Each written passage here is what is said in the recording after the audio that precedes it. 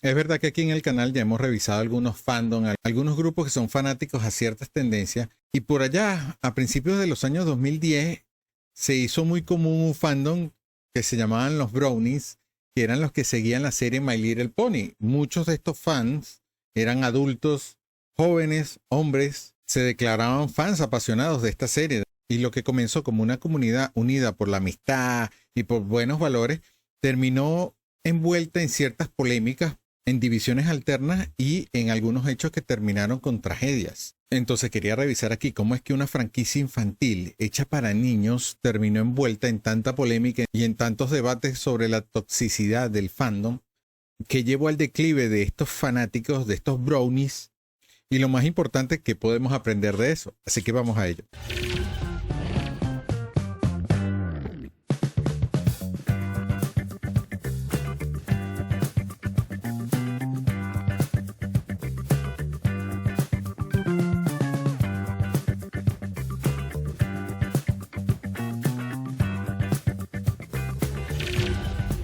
Hola, ¿qué tal muchachines? Bienvenidos una vez más al canal, soy Wilfredo y primero vamos a hablar de por qué tanta gente se hizo fanática de esta serie, de My Little Pony.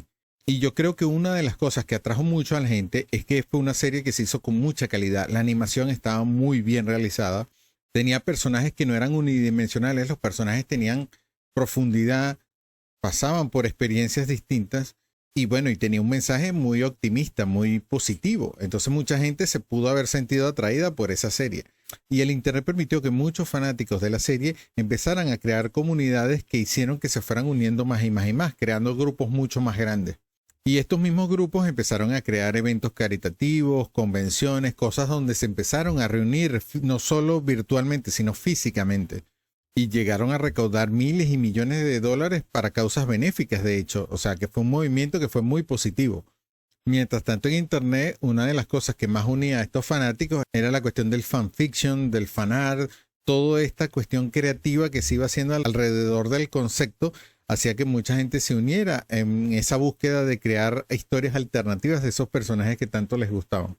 Pero eso no se libre de burlas, porque no vamos a negar que es raro que hombres adultos sean fanáticos de un dibujo animado donde son pequeños ponis muy infantiles y estéticamente muy dirigido a niños pequeños. Entonces eso también trajo burlas y trajo crítica a nivel social y en internet sobre todo. Entonces ese lema de amor y tolerancia que venía sacado de la serie empezó a hacerse un poquito más difícil de sostener para mucha gente que estaba metido en este fandom brownie. Y de hecho dentro del mismo grupo empezó a haber grandes discusiones y grandes problemas de cómo se iban llevando las cosas, porque habían fans que rechazaban a todo aquel que no hacía determinadas cosas y otros que rechazaban lo opuesto. Empezaron a crearse esas cuestiones que hay en otros fandom de lo que llaman el emparejamiento o el shipping entre personajes y personajes, que este debería enamorarse de este, que este debería estar con el otro.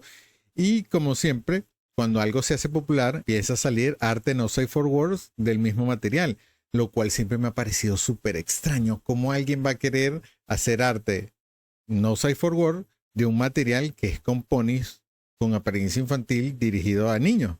Pero siempre hay un enfermito. También hubo casos de acoso a los creadores de la serie. Por ejemplo, la autora Lauren Faust fue acosada, fue criticada porque en determinado momento creo que ella pensaba ya abandonar la serie y muchos de esos fans se sentían ofendidos por esa idea.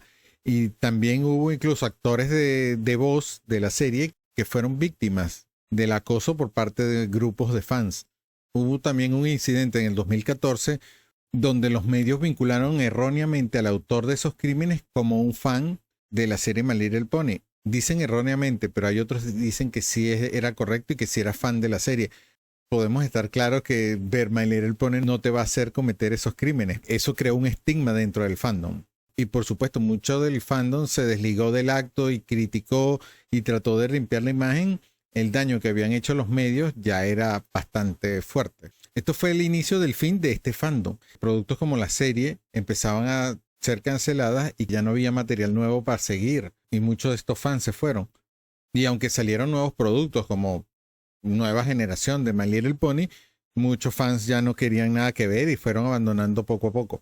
y muchos de los foros, de los grupos donde estas personas estaban ahí haciendo vida, empezaron a ser restringidos, empezaron a ser cerrados. Entonces eso también limitó mucho el margen de acción que tenían estos grupos de fandom o brownies. También hay que ver que la asociación con todas estas polémicas y estas cosas que iban pasando hacían que nuevos fans no se unieran, simplemente estaban los que ya estaban. Todo esto y más fue haciendo que la fuerza de este grupo, que era muy numeroso y que había gente de todo tipo, esto no quiere decir que la gente que estaba ahí era mala, pero al ser tanta gente es difícil poder controlar a todos los miembros que estén ahí, y hay gente muy enfermita que se une y entonces empiezan los problemas. Todo esto fue haciendo que el grupo se debilitara y que ahora prácticamente es solo un recuerdo, aunque siguen habiendo muchos fans de la serie. Pero hay cosas que podemos aprender sobre esto. Porque ninguna comunidad, ningún fandom es perfecto, pero hay que tratar de regular, hay que tratar de comportarse como personas civilizadas. Hay que evitar la radicalización. Una cosa es que te guste mucho algo o que no te guste mucho algo, pero no andar en eso de acosar creadores, no andar en eso de acosar a gente que opine diferente a ti. Una cosa es expresar tu afición por algo, pero siempre dentro de unos márgenes razonables. ¿Qué ha pasado con los brownies? Bueno, todavía existen, hay pequeñas convenciones todavía que los reúnen y muchos siguen creando contenido, fanfic, fanart y todo ese tipo de cosas, incluso No Safe for Work, pero ya no tienen el impacto que tenían antes. Yo creo que este experimento del fandom brownie fue un fenómeno que mostró lo mejor y lo peor que puede tener el internet cuando gente que ama lo mismo se puede unir. Estoy seguro que dejó muchas historias de amistad, de positivismo, pero también nos dejó ejemplos de por qué el extremismo puede arruinar comunidades y puede arruinar grupos. Entonces, bueno, cuéntame aquí en los comentarios, ¿tú fuiste parte de esos brownies o has sido parte de alguna otra comunidad que se te ha vuelto un poquito tóxica? Los estoy leyendo en los comentarios. No olviden dejarle me gusta si este tipo de contenidos les parece interesante, y si no, como siempre les digo, gracias por llegar hasta aquí y nos vemos en la próxima, muchachines. Hasta luego.